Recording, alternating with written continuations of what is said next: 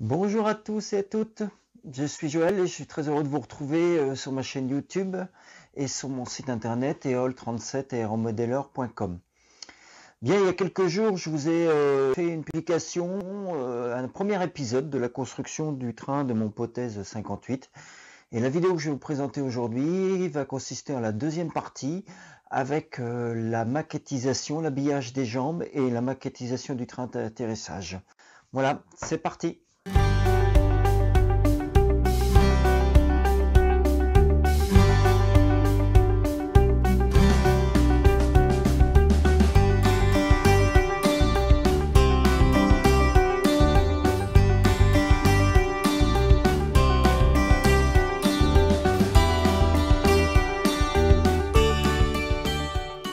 Première partie, je vais donc vous montrer l'habillage des jambes internes du Potez 58. Vous voyez qu'il y a d'abord ce qui est entouré en rond qui correspond à une pièce jointive entre les deux jambes que je vais réaliser et l'habillage des jambes de train qui est marqué par des flèches sur ce schéma. La pièce jointive qui est tracée et coupée dans du balsa de bonne épaisseur, et on trace bien entendu l'emplacement des jambes avant de venir rainurer cet emplacement pour pouvoir passer bien sûr la jambe de train dessus. Donc on vérifie ensuite que ça vient bien s'encastrer dans cette pièce triangle que je vous montre, et on en colle pour la fixer. Voilà, on maintient bien collé, on colle bien les deux pièces. Et c'est fait. Voyons maintenant les jambes de train, le coffrage des jambes de train. On découpe une pièce en balsa et toujours la même règle. On trace l'emplacement des jambes. On rainure pour l'insertion de la corde à piano. On vérifie bien à blanc avant d'en coller.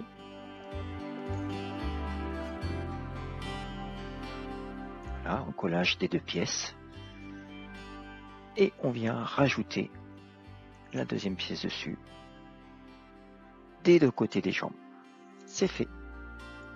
L'étape qui suit consiste en ponçage. Donc là, j'utilise une machine à poncer pour poncer d'abord en triangle de chaque côté des jambes, et je termine avec du papier de verre manuellement pour donner bien cette forme profilée nécessaire à la pénétration dans l'air.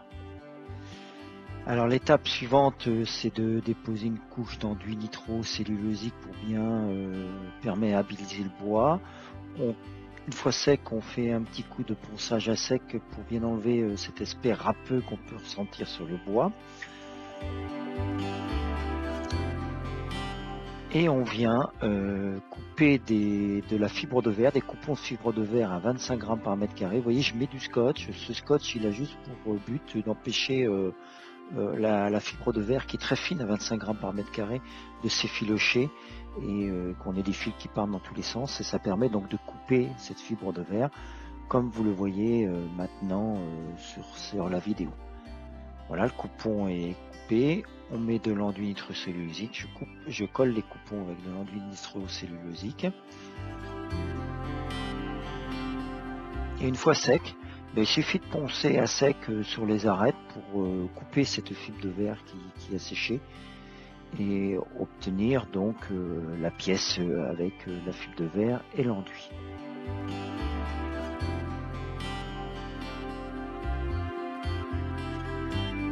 Voilà, on fignole, la pièce est prête et on repasse 1 à 2 couches d'enduit nitrocellulosique pour bien imperméabiliser l'ensemble.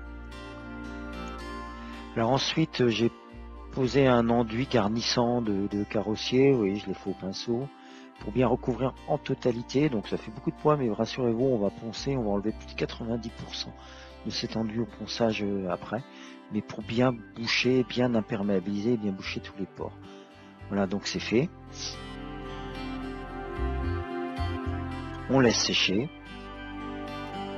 et une fois sec, on ponce à l'eau, bien efficacement, avec du gros grain d'abord et du faible grain, donc on touche bien avec les doigts pour vérifier que ça soit parfait.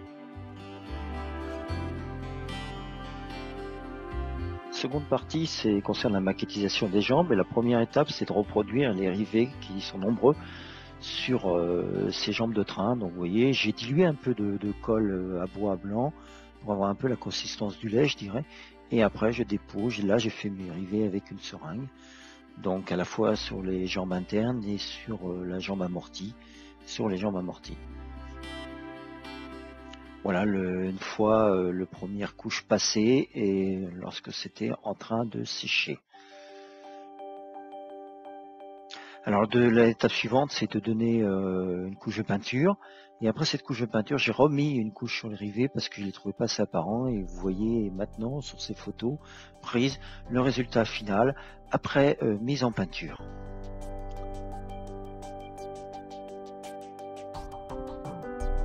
Initialement prévu un axe de roue en corde à piano de 3 mm, mais suite au conseil qu'on m'a donné, je pensais que c'était pas assez solide. Donc je l'ai remplacé par une tige filetée de 4 mm sur lequel j'ai mis un écrou bloquant à la base, vous voyez, qui est maintenant fait et que je viens visser donc sur un tube que j'ai inséré dans la jambe de train en remplacement de la corde à piano qui était auparavant. Donc voici, on serre bien, ce sera peut-être un petit peu plus visible, un peu moins maquette, mais certainement plus solide pour l'avion au final. Voilà, je viens donc maintenant fixer ma jambe de train amortie. Je serre la vis écrou pour bien la mettre en place. Et maintenant, lorsque je regarde de l'angle fixé sur l'avion, je m'aperçois que la jambe n'est pas bien, la roue ne sera pas assez verticale. Donc j'utilise une pince pour tordre cette jambe filetée et la rendre à le bon axe.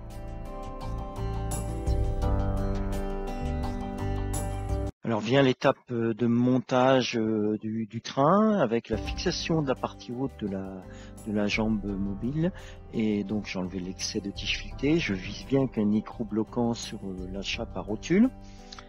Je vérifie bien entendu les dimensions, l'éclairage définitif, parce que voilà, je viens rajouter maintenant l'époxy 30 minutes pour bien fixer définitivement ce train d'atterrissage dans le fuselage d'hypothèse 58. On utilise de l'alcool et un chiffon pour enlever les traces disgracieuses. Et maintenant on va préparer les caches de roue en perçant d'abord un trou pour permettre l'insertion de la tige filetée de 4 mm de chaque côté. La tige filetée s'insère. Et puis pour permettre de maintenir ce carénage à la bonne position, moi personnellement j'utilise un arrêt de roue sur lequel je viens faire un trou à 90 degrés de la vis de fixation de cet arrêt de roue, et je viens y insérer une corde à piano de 2 mm que je colle à l'époxy 30 minutes toujours. J'enlève toujours les excès avec mon chiffon et de l'alcool. Et une fois sec, eh bien, on utilise un disque pour couper l'excès de tige. On fait un coude à 90 degrés, on enlève encore l'excès de tige. Et c'est cette extrémité qui va venir s'insérer dans le carénage, et quand il sera fixé à la tige filetée, ça ne bougera plus, le carénage restera en position. Donc il faut déterminer l'endroit où le trou de fixation va être mis. Donc c'est ce qui est fait, on le perce à 2 mm, même dimension que bien sûr que la tige filetée. Maintenant l'étape finale où on vient mettre en place le carénage sur l'axe de roue. Donc voilà mon axe de roue avec ma tige filetée qui me maintient. Je l'insère sur la tige filetée, je viens mettre en place la roue.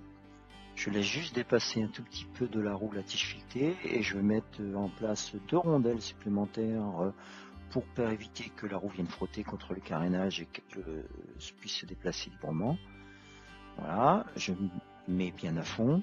J'enlève l'excès de tige filetée de 4 mm.